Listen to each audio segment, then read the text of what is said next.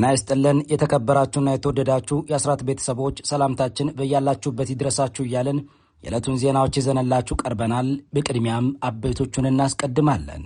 በጎጃምና በደቡብ ጎንደር ግንባሮች ከአገዛዙ ሰራዊት ጋር የሚደረገው ትንቅንቅ ተጠናክሮ መቀጠሉ ተሰማ። ከደጋዳሞት እስከ ብናት የቀጠለው የፋኖ ተጋድሎም በከፍተኛ ወታደራዊ ድሎች ታጅቦ ቀጥሏል።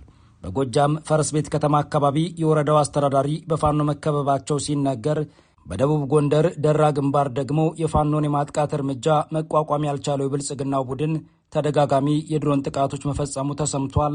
ተጨማሪ መረጃ ይዘናል። የብልጽግናው አገዛዝ ከፍተኛ አመራሮች ግንቦት 24 ለታሰበው ምርጫ ያላቸውን ስጋት ለመቅረፍ የሸዋን ቀጠናዎች በሶስት ቀለማት በመከፋፈል ልዩ ወታደራዊና ፖለቲካዊ ዘመቻ ማወጃቸው ተሰማ።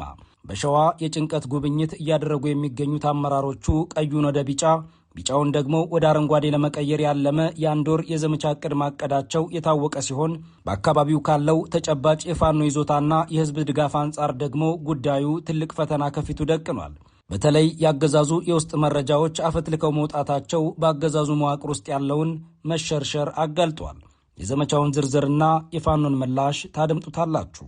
የምኒልክ ዕዝ 106ኛ ኮር በዳውንትና በጋሸና ግንባሮች በከፈተው ጥቃት የብልጽግና ሰራዊት ላይ ጉዳት ማድረሱንና የተለያዩ አካባቢዎችን መቆጣጠሩን ገለጸ።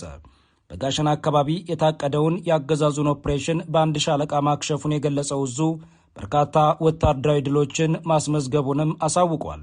በሌላ በኩል የብልጽግናው ቡድን የሰራዊቱ አባላት ትጥቃቸውን ይዘው እየተቀላቀሉት እንደሚገኙ ዕዙ ገልጿል። ተጨማሪውን ይዘናል። የብልጽግናን ምርጫ ለማስፈጸም በሚሞክሩ የተመረጡ ግለሰቦች ላይ የአማራ ፋኖ ብሔራዊ ንቅናቄ እርምጃ መውሰዱን ቀጥሏል። በሌላ በኩል በሰሜን ጎንደር ዞን በተባባሰው ውጊያ የብልጽግናው ከፍተኛ ወታደራዊ አዛዥ መገደሉ የተረጋገጠ ሲሆን ውጊያው አሁንም ቀጥሏል። አሁናዊ የክልሉን ሁኔታ የተመለከትንበት ዘገባችን ሰዓቱን ጠብቆ ወደ እናንተ ይደርሳል።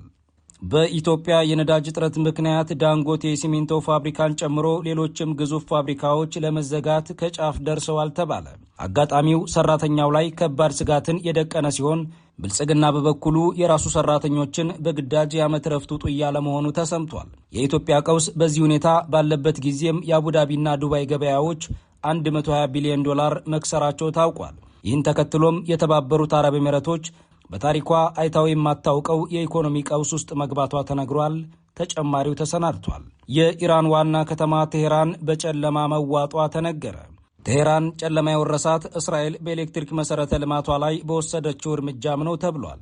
ኢራን በበኩሏ በወሰደችው ያጸፋ እርምጃም በእስራኤል ኢንዱስትሪ ሕንፃዎች ላይ ጉዳት ያደረሰ ጥቃት ፈጽማለች። እነዚህንና ሌሎች መረጃዎችን ይዘናል። በድጋሚ አብራችሁን ቆዩ እያልን በቀጥታ ወደ ዝርዝር መረጃዎቹ እናመራለን።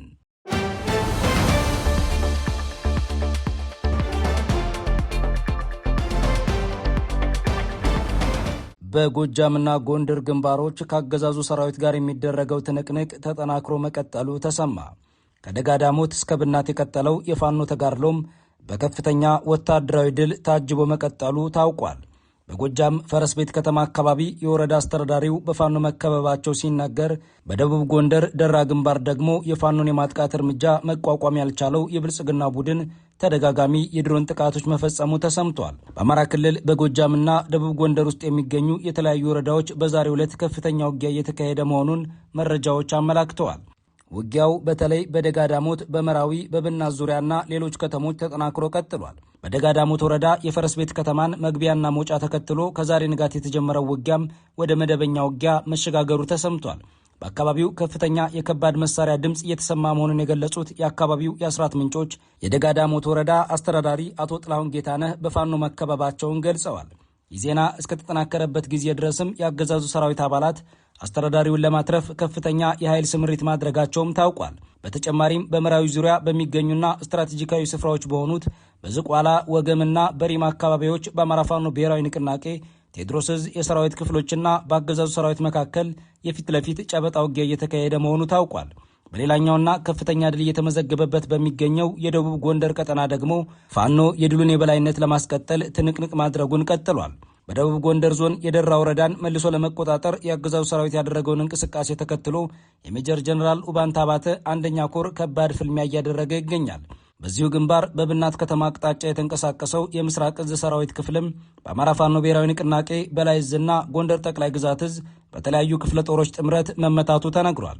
በተለይ የመብረቅ ክፍለ ጦር አዲስ ዘመን፣ ዝቋላ ዮሐንስና አርኖ ጋርኑ በተባሉ ስትራቴጂካዊ ቦታዎች ላይ በመመሸግ ከንፍራንዝና ከአዲስ ዘመን ወደ ብናት የሚሄደውን ተጨማሪ የጠላት ኃይል መንገድ በመዝጋት የጠላትን የውጊያ ዕቅድ በማዛባት በከበባ እንዲመታ ማድረግ መቻሉን የአማራ ፋኖ ብሔራዊ ንቅናቄ ጎንደር ቀጠና በላይ ዘለቀ ዕዝ የህዝብ ግንኙነት ክፍል ፋኖ አብነት ሞላ ለጣቢያችን ገልጿል። በርካታ ወታደራዊ ኪሳራ የተከናነበው የብልጽግናው ኃይልም ከዛሬ ረፋድ ጀምሮ 5 ጊዜ ተከታታይ የድሮን ጥቃት መፈጸሙ የተገለጸ ሲሆን ጥቃቱ በፋኖ ላይ ጉዳት ባያደርስም ንጹሐንን ግን ሰለባ ማድረጉ ታውቋል። በጎንደርና በጎጃም ቀጠና ያለው ትንቅንቅና ውጊያም ይህ ዜና እስከተጠናከረበት እኩለ ቀን ድረስ በከፍተኛ ተጋድሎ ቀጥሏል።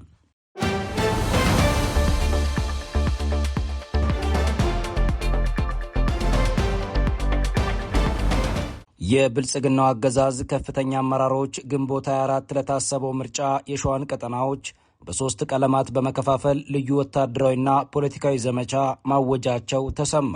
በሸዋ የጭንቀት ጉብኝት እያደረጉ የሚገኙት አመራሮቹ ቀዩን ወደ ቢጫ፣ ቢጫውን ደግሞ ወደ አረንጓዴ ለመቀየር ያለመ የ1 ወር የዘመቻ ዕቅድ ማቀዳቸው የታወቀ ሲሆን በአካባቢው ካለው ተጨባጭ የፋኖ ይዞታና የህዝብ ድጋፍ አኳያ ደግሞ ጉዳዩ ትልቅ ፈተና ከፊቱ ደቅኗል። በተለይ የአገዛዙ ውስጥ መረጃዎች አፈትልከው መውጣታቸው በአገዛዙ መዋቅር ውስጥ ያለውን መሸርሸር አጋልጧል። የብልጽግና ከፍተኛ አመራሮች ግንቦት 24 ቀን ይካሄዳል ተብሎ ለታሰበው የጨረባ ምርጫ ከፍተኛ ስጋት ውስጥ መውደቃቸውን የውስጥ ምንጮች አጋልጠዋል።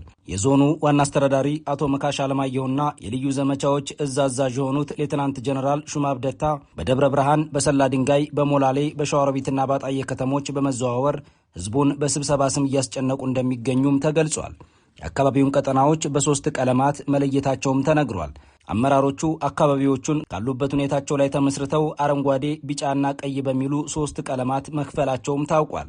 አረንጓዴ የተባሉት በአንጻራዊነት ነፃ የተባሉ ቀጠናዎች ሲሆኑ በቢጫ የተመደቡት ደግሞ ከፍተኛ ስጋት ያለባቸው አካባቢዎች ናቸው። በቀይ መደብ ውስጥ ያሉት ደግሞ ሙሉ በሙሉ በፋኖ ቁጥጥር ስር ያሉ ሲሆን ሰፊውን ቀጠና የሚሸፍኑ መሆናቸውን ለጣቢያችን የደረሰው አፈትላኪ መረጃ ያመላክታል። ቀጠናዎች ላይ ቅድመ ልየታ ያደረገው የብልጽግናው ቡድንም ከምርጫው ቀደም ብሎ የ1 ወር ልዩ ዘመቻ ማወጁም ተሰምቷል።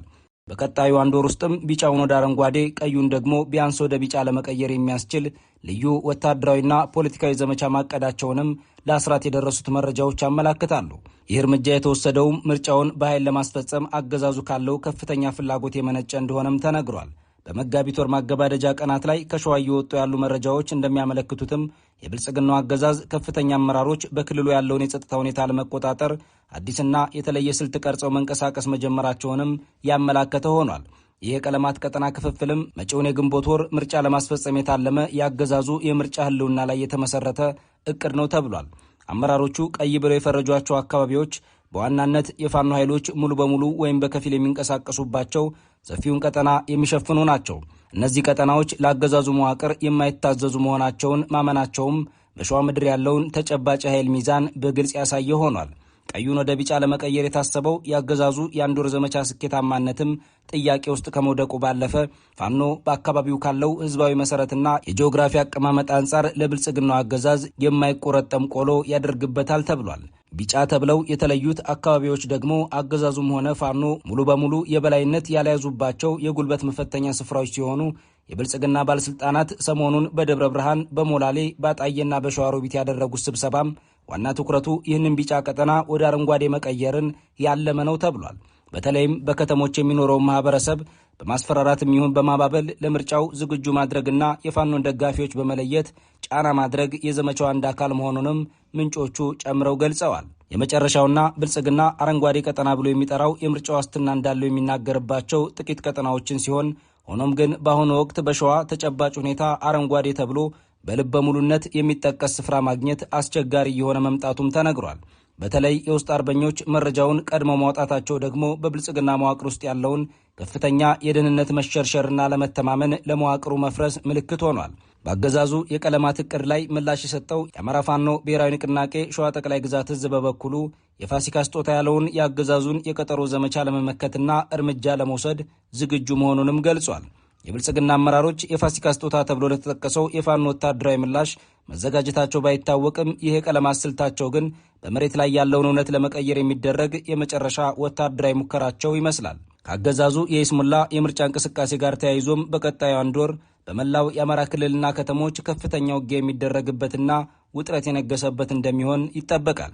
በተለይ የፋኖ ኃይሎች የአገዛዙን የምርጫ ቀጠሮና የዘመቻ ዕቅድ ለማክሸፍ ከወዲሁ ሊዘጋጁ እንደሚገባ በርካቶች አስተያየቶች በመስጠት ላይ ይገኛሉ።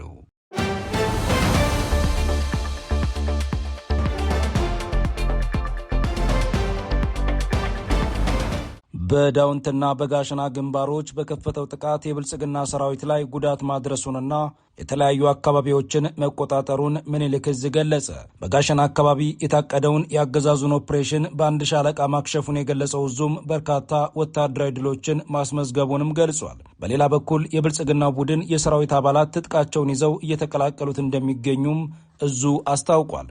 የምስራቅ አማራ ቀጠና የምኒልክ ዕዝ 106ኛ ኮር በዳውንት በመቄትና በጋዞ ወረዳዎች ባደረገው ወታደራዊ ኦፕሬሽን ከፍተኛ ድል ማስመዝገቡንም አስታውቋል። በዳውንት ወረዳ ኩርባ ከተማ አቅራቢያ በ31ኛ ክፍለ ጦርና በኮሩ ቃኞች በተወሰደ እርምጃም ወደ ቦዳ 02 ቀበሌ ሲንቀሳቀሱ በነበረ የአገዛዙ ሰራዊት ላይ ጥቃት መፈጸሙንም ገልጿል። በዚህ ውጊያም 3 የአገዛዙ ሰራዊት አባላት ሲገደሉ 11 የሚሆኑት ደግሞ መቁሰላቸውን ዕዙ ለአስራት ባደረሰው የግንባር መረጃ ገልጿል። በጋሸናና ፍላቂት አቅጣጫ ከጠዋቱ 2 ተኩል እስከ 9 ተኩል ድረስ በነበረው አውደ ውጊያ ደግሞ ከፍተኛ ኃይሉን አሰባስቦ የመጣው የብልጽግናው ሰራዊት በ22ኛ ክፍለ ጦር አሻግሬ ሻለቃ የመልሶ ማጥቃት እርምጃ መመለሱን የገለጸው ዕዙ አገዛዙ ለአንድ ወር ያቀደው ኦፕሬሽን በአንድ ሻለቃ ተመክቷል ብሏል።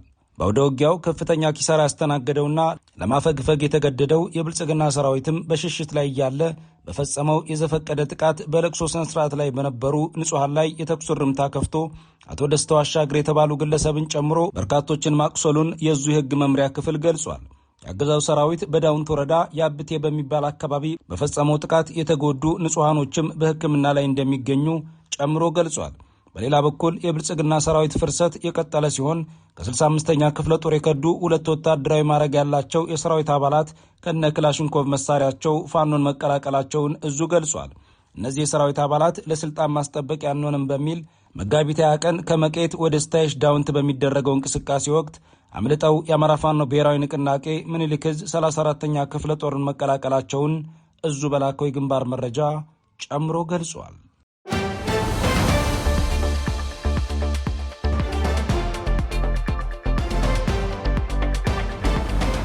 በኢትዮጵያ የነዳጅ እጥረት ምክንያት ዳንጎቴ የሲሚንቶ ፋብሪካን ጨምሮ ሌሎችም ግዙፍ ፋብሪካዎች ለመዘጋት ከጫፍ ደርሰዋል ተባለ። አጋጣሚው ሰራተኛው ላይ ከባድ ስጋትን የደቀነ ሲሆን ብልጽግና በበኩሉ የራሱ ሰራተኞችን በግዳጅ የዓመት ረፍት ውጡ እያለ መሆኑ ተሰምቷል። የኢትዮጵያ ቀውስ በዚህ ሁኔታ ባለበት ጊዜም የአቡዳቢና ዱባይ ገበያዎች $120 ቢሊዮን መክሰራቸው ታውቋል። ይህን ተከትሎም የተባበሩት አረብ ኤሚሬቶች በታሪኳ አይታው የማታውቀው የኢኮኖሚ ቀውስ ውስጥ መግባቷ ተነግሯል። ዝርዝሩ እንደሚከተለው ይቀርባል።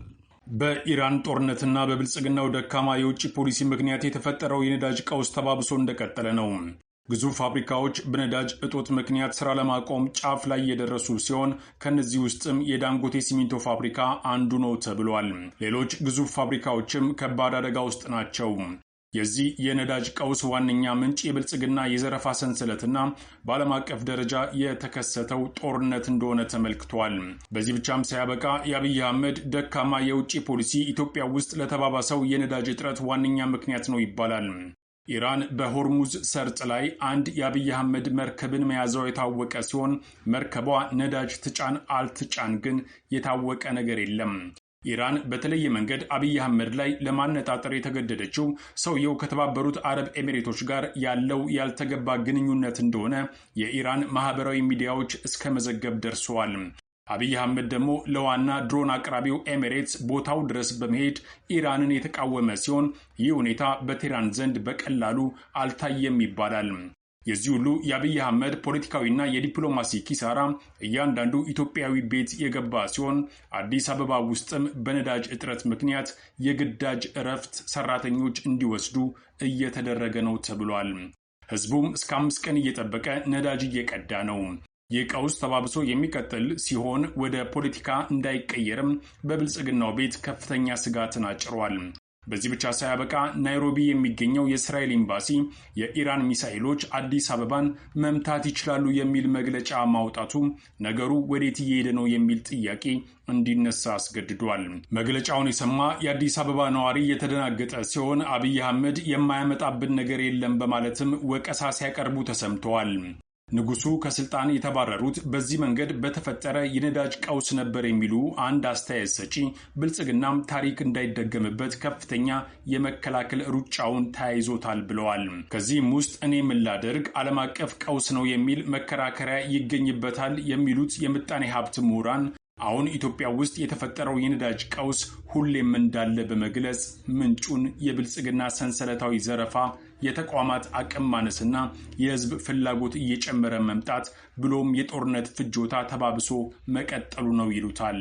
ይኸው የኢራን ጦርነት በብልጽግና ዋና ወዳጅ የተባበሩት አረብ ኤሚሬቶች ላይም ከባድ መዘዝ ይዞ መጥቷል። ባለፈው አንድ ወር ብቻ ዱባይና አቡዳቢ ስቶክ ኤክስቼንጅ ላይ $120 ቢሊዮን ኪሳራ አጋጥመዋል። ይህም በአገሪቱ ከፍተኛ ድንጋጤን ያስከተለ ሲሆን የበረራ ጉዞ መስተጓጎሉም በተባበሩት አረብ ኤሚሬቶች ላይ ከፍተኛ የኢኮኖሚ መናጋት አስከትሏል ተብሏል። ጥያቄው ግን ይህ መናጋት ከቀጠለ የአብይ አህመድና የኤሚሬቶች ግንኙነት ምን ደረጃ ላይ ይደርሳል የሚለው ነው። በርካታ ፖለቲካዊ ተንታኞች ብልጽግና በተባበሩት አረብ ኤሚሬቶች ኢኮኖሚ ላይ መለጸፉ ከፍተኛ አደጋ ሊያስከትልበት ይችላል ባይ ናቸው። በተለይ ጦርነቱ ከተራዘመ ለብልጽግና ህልውና ስጋት የሚሆኑ ፈተናዎች መምጣታቸው አይቀርም።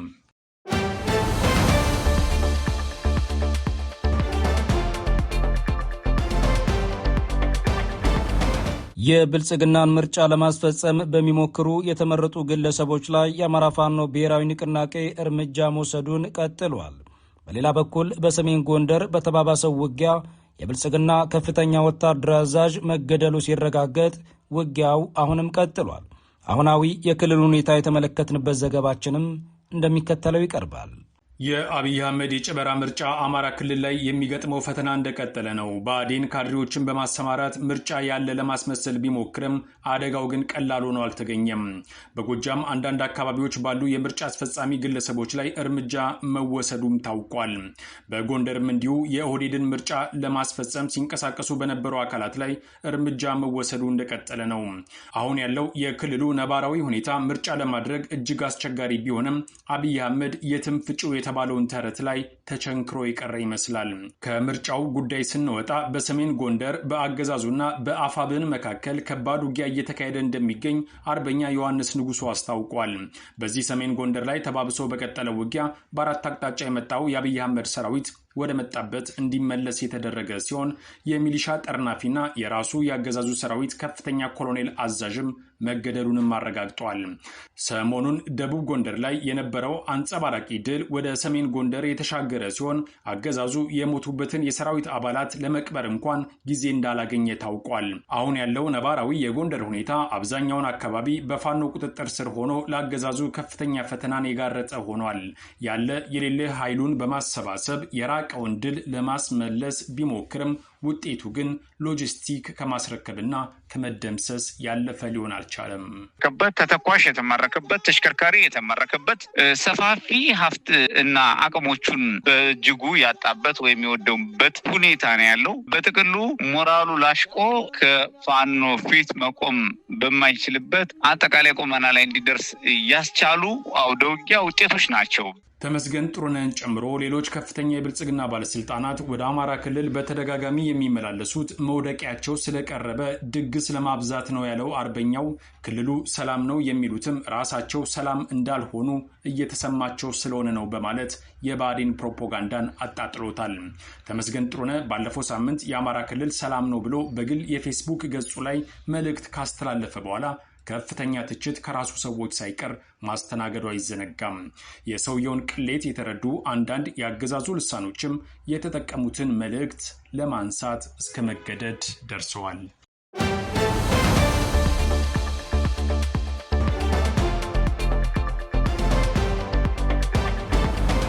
የኢራን ዋና ከተማ ቴሄራን በጨለማ መዋጧ ተነገረ።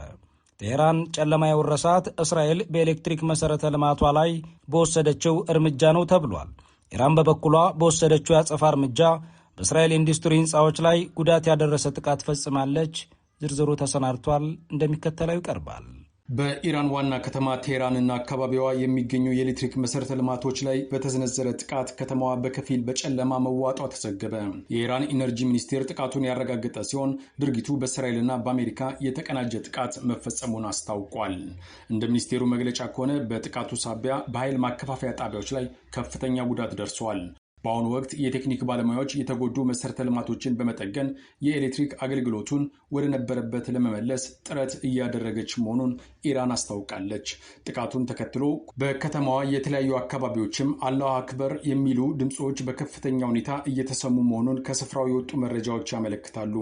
በሌላ በኩል ከኢራን ተተኮሰ በተባለ ሚሳኤል በእስራኤል የአየር መከላከያ ከከሸፈ በኋላ የተፈጠረው ስብርባሪ በነዳጅ ማጣሪያ ተቋም ላይ ማረፉን ተከትሎ የእሳት አደጋ መነሳቱ ተነግሯል።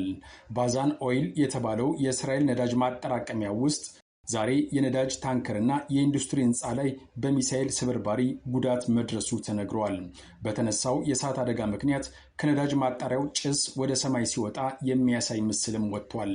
የአገሪቱ የእሳትና አደጋ መከላከያ ባወጣው መግለጫ መሰረት በሰው ላይ እስካሁን ድረስ የደረሰ ጉዳት የለም ብሏል።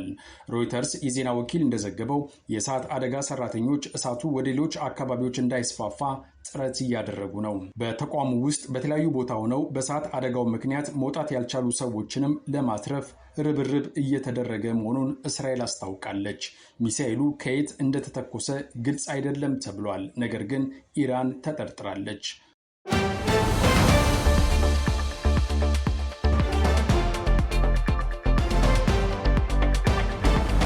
ክብራትና ክብራን ቤተሰቦቻችን ለዛሬ መጋቢት 21 2018 ዓ.ም የተሰናዱ መረጃዎቻችን የተከታተላችኋቸውን ይመስሉ ነበር። አብራችሁን ስለቆያችሁ ልባዊ ምስጋናችን ይድረሳችሁ እያልን በዚሁ እንሰናበታለን። አስራት ብሮድካስት ሰርቪስ